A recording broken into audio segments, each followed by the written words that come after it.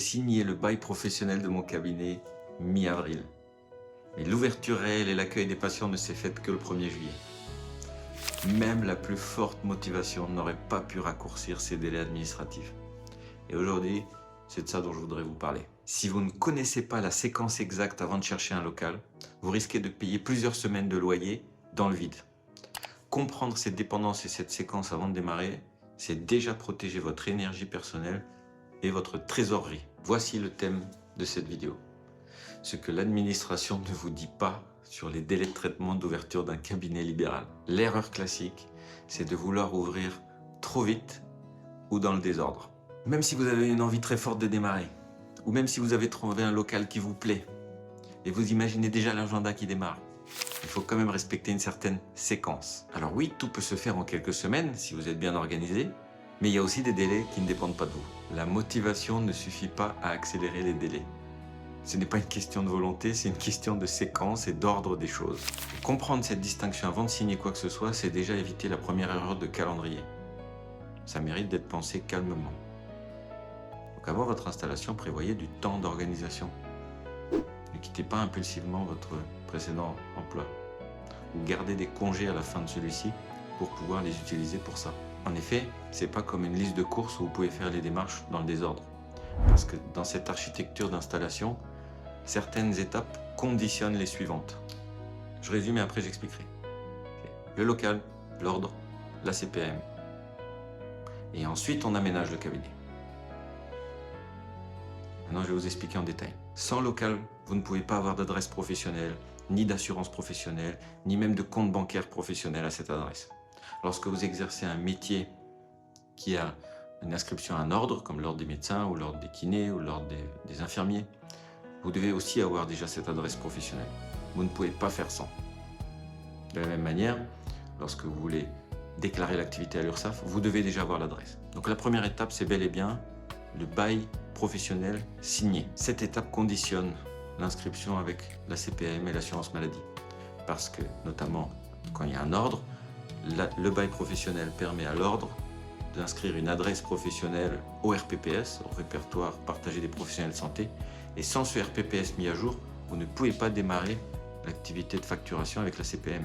C'est impossible. Le dossier ne peut pas être traité. Donc faites les choses dans le bon ordre et anticipez les délais qui ne dépendent pas de vous. La première étape, c'est donc de chercher un local. Commencez par ça et je vais faire une vidéo à part spécialement pour ça. Comment chercher et trouver le bon local pour vous. La recherche du local elle-même prend du temps. Les annonces, les lire, appeler la personne, organiser une visite, négocier le bail avec le bailleur, ça s'étale souvent sur plusieurs semaines. Et parfois plus selon le marché, la ville ou l'endroit qui vous intéresse. C'est pas un détail. Plus tôt vous démarrez la recherche d'annonces pertinentes et vous commencez à organiser les visites, plus tôt vous pourrez le signer ce bail. Et beaucoup pensent qu'une fois le bail signé, ça y est, l'ouverture est proche. Ce n'est pas le cas. Dans mon cas, le bail a été signé mi-avril, mais l'ouverture réelle s'est faite le 1er juillet pour les patients. Et ça n'aurait pas pu être réduit, peut-être d'une semaine maximum. Il fallait que l'ordre, le RPPS, et donc la carte professionnelle de santé, et ensuite la CPM, traitent le dossier dans leur ordre et leur temporalité. C'est ce décalage entre la signature du bail et l'exercice effectif qu'il faut absolument anticiper. Mais alors une fois qu'on a un bail signé, comment est-ce qu'on fait intervenir l'ordre? Vous devez constituer un dossier auprès de l'ordre avec une fiche d'inscription et le bail professionnel déjà signé. L'ordre des médecins va vous demander aussi de prouver votre diplôme. Si c'est un transfert d'un ordre à un autre par le département, il va falloir un temps de traitement de ce transfert. Si c'est au sein du même département, c'est plus rapide. Et il faut que vous le sachiez ça pour les relancer souvent.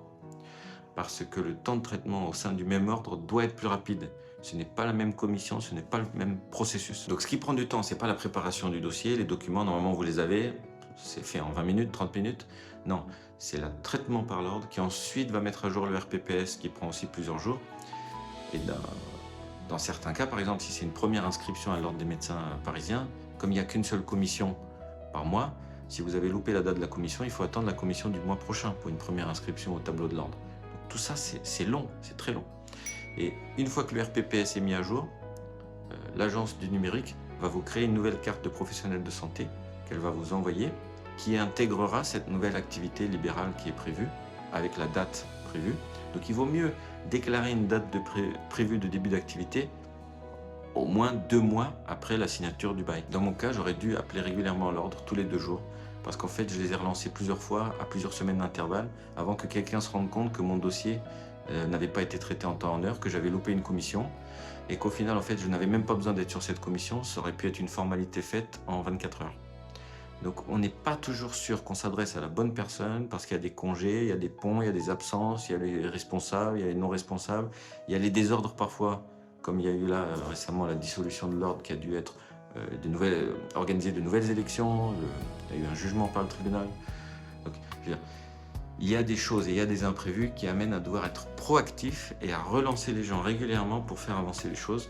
Malheureusement, c'est comme ça, il faut le faire, il faut que vous soyez proactif, voire il faut peut-être y aller même sur place pour faire avancer les choses, pour être sûr que vous avez donné les bonnes choses, les bons documents à la bonne personne. Ça m'a pris plusieurs semaines, donc, l'ordre. Mais pendant ce temps, à l'aide du bail professionnel, vous pouvez déjà valider les assurances. Je ferai une vidéo à part pour ça. Assurance du cabinet, assurance responsabilité professionnelle, prévoyance, mutuelle. Vous aurez le temps aussi de créer un compte en banque professionnel. Il vous sera important, ce compte bancaire professionnel, pour pouvoir lancer l'inscription à la CPM. Là aussi, je ferai une vidéo à part sur l'ouverture du compte en banque. Une fois que l'ordre a validé votre inscription, mis à jour le RPPS et que vous recevez votre carte de professionnel de santé, là, vous allez faire une demande de conventionnement. Ça se fait en ligne, heureusement. Il vous faut pour ça un RIB professionnel, la preuve que vous avez droit au secteur 2 si vous êtes médecin qui a droit au secteur 2, et le traitement du dossier prend là à nouveau 3-4 semaines. Mais pour ça, il faut absolument que le RPPS soit à jour. Si le RPPS n'est pas à jour, même si vous envoyez votre dossier, il ne sera pas traité. Lorsque la CPAM traite votre inscription, le conventionnement, à ce moment-là, vous allez avoir un numéro de facturation qui s'appelle numéro AM. Si vous n'avez pas de RPPS, pas de AM, vous ne pouvez pas facturer. Vous ne pouvez pas paramétrer votre logiciel métier, ni la facturation, ni même commander un tampon. Il faut d'abord avoir RPPS, numéro AM, et à ce moment-là, vous pouvez configurer votre logiciel correctement, commencer à facturer grâce à la carte de professionnel de santé, qui est absolument nécessaire de nos jours. Le risque réel pendant toutes ces semaines, c'est de signer un bail dont la date d'effet commence trop tôt par rapport à ces délais réels. Et vous vous retrouvez alors à payer un local que vous ne pouvez pas encore utiliser pour recevoir vos patients ni les facturer. Le décalage entre le bail et l'ouverture n'est pas forcément un problème ou du temps perdu. Ça peut devenir une période utile si vous l'organisez, vous l'utilisez, vous le remplissez entre les étapes incompressibles qui dépendent de l'administration et non pas de votre motivation, mais pour faire avancer les autres choses qui vont faire anticiper l'ouverture de votre cabinet dans les meilleures conditions possibles et pour préserver votre énergie. Donc la première chose à négocier avec votre bailleur potentiel, c'est la date d'effet du bail, la date d'entrée dans les locaux et de prise des clés. Négocier une entrée différée par rapport à la signature. Ça peut protéger votre trésorerie de première semaine sans aucune recette. C'est une négociation très simple, mais qui peut changer beaucoup.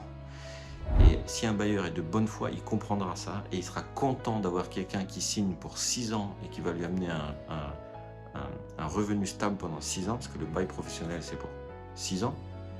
Alors que si la personne insiste pour vous faire payer tout de suite dès l'entrée, il vaut mieux peut-être trouver quelqu'un d'autre qui sera plus souple par rapport à ça, puisque pendant 2 mois, vous n'aurez rien, vous n'aurez aucun revenu. Donc, c'est spécial de payer un local qu'on ne peut pas utiliser. Et c'est pas de votre faute. Si ce bail n'est pas signé, vous ne pouvez pas lancer les autres démarches. Alors, que pouvez-vous préparer pendant ce temps-là? Une fois que le bail est signé et que vous attendez l'ordre des médecins, il faut ouvrir le compte bancaire professionnel. Réfléchir à votre agenda, à votre organisation. CF la vidéo précédente. Les premiers outils dont vous aurez besoin. Le matériel, listez le matériel dont vous aurez besoin à commander. Préparez aussi votre devis. Préparez votre formulaire de consentement aux soins. Commandez une ligne de téléphone. Tout ça, ce sont des choses qu'on peut faire dans l'intervalle d'attente des délais administratifs. Alors, parlons budget. Il faut un budget, il n'y a pas de chiffre universel. Ce qui compte, c'est de prévoir une enveloppe de sécurité de départ. Et le minimum du minimum, c'est 10 000 euros. Pourquoi je dis ça? Dans une grande ville, avec un loyer autour de 2 000 euros, une garantie à payer au moment du bail de 1 à 2 fois le loyer, les logiciels de départ, le matériel, le mobilier, la décoration, on arrive vite à une base de 10 000 euros. Si vous êtes un spécialiste avec du matériel technique, il faut ajouter à ça les machines, leur maintenance. Ça va être beaucoup plus que ça. C'est un ordre de grandeur là que je vous donne pour ne pas être sous tension en démarrant. Pareil, si vous démarrez en louant un local, c'est pas la même chose que si vous l'achetez.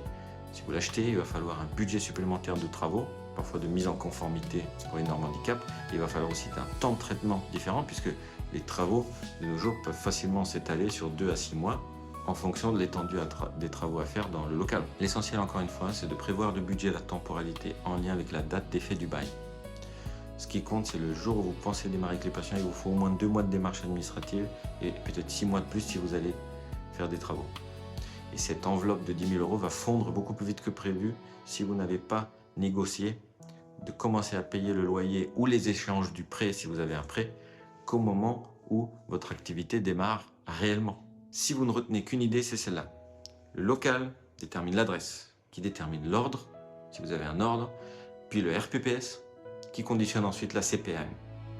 Et cette séquence, ce n'est pas qu'une question de choix, ça a un impact direct sur votre énergie. Donc, protégez votre disponibilité en ayant un dispositif organisé qui vous permet de ne pas avoir à réfléchir à ça plus que nécessaire. Et si vous avez une sorte de phobie administrative, rappelez-vous, bon, je vais vous aider à traverser ça. Et c'est pas du temps perdu, c'est pas une contrainte inextinguible, c'est du temps investi pour bien s'en sortir. Vous installer pour pouvoir continuer à soigner dans un meilleur cadre. Et donc, apprendre un petit peu, voilà, apprendre un petit peu à profiter de l'organisation et de la structure peut avoir quelque chose de bon. Vous aurez toujours votre liberté à côté sur le reste de votre vie, sur comment faire, mais investir un petit peu d'énergie et d'effort là-dedans va vous permettre de gagner ensuite en confort à long terme beaucoup plus grand. Vous préférez toujours un inconfort à court terme pour un bénéfice à long terme. J'ai l'intention de préparer d'autres contenus sur l'installation libérale, le travail en cabinet et la juste posture du soignant.